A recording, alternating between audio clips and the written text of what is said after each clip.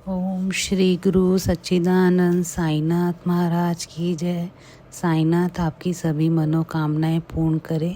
आशा करती हूँ आपका दिन मंगलमय हो। आज की कथा का नाम है भौतिक शरीर का त्याग। महालसापति साईं बाबा के परम भक्तों में से एक थे। वह अधिकतर बाबा के साथ ही रहते थे और उन्हीं के साथ द्वारका माई मस्जिद में सोते थे। जब भी महालसापति की आंखें खुलती तो वह कोई काम करते तो बाबा तुरंत उन्हें आवाज़ देते। वह अन्य लोगों की तरह निद्रा में नहीं सोते थे बल्कि योग निद्रा में लीन रहते थे। एक दिन पूर्णमासी की रात को 10 बजे अचानक ही बाबा ने महालसापति से कहा, महालसापति, मैं 3 दिन के लिए अपना भौतिक शरीर छोड़कर ऊपर जा रहा हूँ, अतः 3 दिन तक बाद फिर मैं इस शरीर में लौटूंगा, इसलिए तब तक तुम इस शरीर को सुरक्षित रखना। अगर 3 दिन बाद भी ना लौट सकूं तो इस शरीर को मस्जिद के पीछे दफना देना और उस पर 2 झाड़ियाँ गाड़ देना। यह कहकर बाबा ने अपना शरीर त्याग दिया। कुछ देर बाद तात्या भी वहाँ आ पहुँचे। बाबा को जीर्ण शीर्ण हालत में देखकर वह घबरा गए और महालसापति से बोले, बाबा को क्या हुआ है, सब ठीक तो है ना? महालसापति तात्या की भावना को समझ गए, अतः उन्होंने तात्या को सारी बात बता दी। तात्या को बाबा की लीलाओं पर पूरा विश्वास था। तभी श्यामा भी मस्जिद में आ पहुंचा। श्यामा ने भी जब बाबा की इस हालात को देखा तो वह घबरा गया और तात्या वह महालसापति की और देखने लगा। तात्या ने श्यामा को सारी बात कह सुनाई। अब तीनों ही शांत मन से बाबा की भक्ति में लीन हो गए। जैसे ही सुबह हुई तो पूरे गांव में यह खबर फैलनी शुरू हो गई कि बाबा ने रात को अपना शरीर छोड़ दिया है। अतः मस्जिद के बाहर लोगों की भीड़ लगनी शुरू हो गई। लोग यह जानने को उत्सुक थे कि बाबा ने अपना शरीर क्यों छोड़ दिया। तात्या और श्यामा ने बड़ी मुश्किल से लोगों को समझाने का प्रयास किया कि उन्होंने अपना भौतिक शरीर केवल 3 दिन के लिए छोड़ा है, इसलिए 3 दिन बाद वह अपने शरीर में लौट आएंगे, अतः चिंता की कोई बात नहीं है। सभी लोग तात्या और श्यामा की बात से सहमत होकर अपने अपने घरों को चले गए। लेकिन उन्हीं लोगों में से एक व्यक्ति था माटे, जो शिरडी गांव का मुंसिफ था। वह हमेशा बाबा का विरोध करता रहता था और उनसे बहुत नफरत करता था। जब उसे बाबा के बारे में पता चला तो उसने इस खबर को कोरी बकवास करार कर दिया। उसने कहना था कि बाबा मर चुके हैं और केवल अपना नश्वर शरीर रह गया है, इसलिए उनको भक्तजनों ने मस्जिद में रखा हुआ है। धीरे धीरे ये खबर आसपास के सारे गांवों में फैल गई, अतः लोग उनके दर्शन हेतु मस्जिद में आने लगे। दिन रात मस्जिद के सामने लोगों की भीड़ लगी रहती। लोग बाबा के संबंध में तरह तरह की बातें करते और बाबा के नश्वर शरीर के दर्शन करते और अपने घरों में लौट जाते।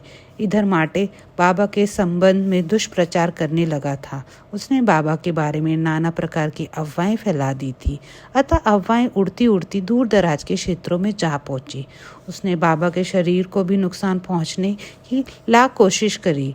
इसके लिए उसने बाबा के शरीर की जांच के लिए डॉक्टर को भी बुला लिया। बाबा के भक्तों ने उस डॉक्टर को सारी बातें से अवगत कराया, उसे जांच ना करने के लिए कहा, लेकिन माटे नहीं माना और लोगों को उसकी जिद के आगे झुकना पड़ा। डॉक्टर ने बाबा के शरीर की जांच की और यह बताया कि बाबा की मृत्यु तो आज से 2 दिन पहले ही हो चुकी थी। उसने लोगों को यह भी बताया कि इस गांव में प्लेग की बीमारी फैलने का अधिक खतरा है, क्योंकि आसपास का इलाका प्लेग से प्रभावित है, अतः बाबा के शरीर को जितनी जल्दी हो सके दफना देना चाहिए। डॉक्टर की बात सुनकर गांव के लोग घबरा गए और बाबा के शरीर को दफनाने के लिए राजी हो गए। इन लोगों में माटे सबसे आगे था, जो जल्दी से जल्दी बाबा के शरीर को दफनाने की जिद कर रहा था। मगर बाबा के अंतरंग भक्तों ने 1 दिन का समय और मांगा और वादा किया कि अगर बाबा 3 दिन की अवधि पूरी होने के बाद वापस इस शरीर में नहीं लौटे तो वह भी बाबा के नश्वर शरीर को दफनाने के लिए सहमत होंगे। इस प्रकार 2 दिन बीत गए और तीसरा दिन भी आ गया। बाबा के भक्त यह सोचकर चिंतित हो गए कि बाबा अभी तक तो अपने शरीर में क्यों नहीं लौटे हैं। इधर मस्जिद के बाहर माटे लोगों से कह रहा था, अरे अब तो पूरे 3 दिन बीत गए हैं, अब तक बाबा की चेतना नहीं लौटी है, क्योंकि वह मर चुके हैं और मरे इंसान कभी वापस नहीं आते। अब जल्दी से जल्दी बाबा के शरीर को दफनाने की प्रक्रिया शुरू करो, नहीं तो गांव में प्लेग फैल सकता है। बाबा के भक्तों की आंखों से आंसू झलक रहे थे। वह प्रार्थना करने लगी कि अब क्या होगा। महालसापति बाबा के शरीर को अपनी गोद में लिए बैठे थे और उनके चेहरे में एकटक देख रहे थे। तभी उन्होंने बाबा के शरीर में कुछ हलचल सी महसूस की। उन्हें लगा कि बाबा अपने शरीर में लौट आए हैं और ये सच्ची था, क्योंकि बाबा अगले ही पल उठ खड़े हुए। महासभापति ने जब देखा तो उनकी खुशी का ठिकाना न रहा और जोर जोर से नारा लगाते हुए बोले, श्री साईनाथ महाराज की जय, श्री साईनाथ महाराज की जय।